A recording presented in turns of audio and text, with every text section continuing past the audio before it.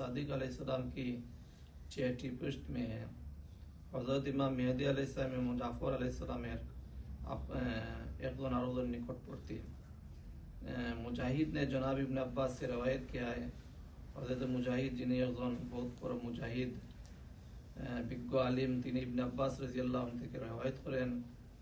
নাসলের নাম ইয়াহুদি, नासले नामे একজন यहूदी हजरत रसूल खुदा सल्लल्लाहु अलैहि वसल्लम की खिदमत में हाजिर हुआ और कहने लगा, शे बेसरा हुजूर सल्लल्लाहु अलैहि वसल्लम खिदमत में আসলো এবং বলতে লাগলো, आए मोहम्मद, हे मोहम्मद, मैं आपसे चंद सवाल करना चाहता हूँ,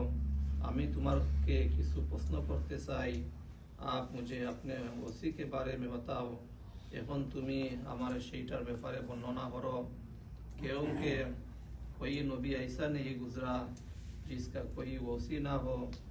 दुनियाते एमन कोनो नबी অতিবাহিত হবেন নাই যারা কাউকে কোনো वसीयत কইরা যান নাই। जैसे हमारे नबी जनाब मूसा इब्न इमरान की वसी जनाब इश्तवान इब्न नून है, যেমন আমাদের নবী হযরত मूसा আলাইহিস সালাম ওনার ওসি ওনার উত্তরাধিকার इमरान पे पड़ी गए। आज सल्लल्लाहु अलैहि वसल्लम ने फरमाया, हुजूर सल्लल्लाहु अलैहि वसल्लम बोलिलेन, मेरे बाद मेरे वसी और मेरे जानशीन आली इब्ने अबी तालिब, আমার পরে আমার উত্তরাধিকার হযরত আলী ইবনে আবি তালিব হবে,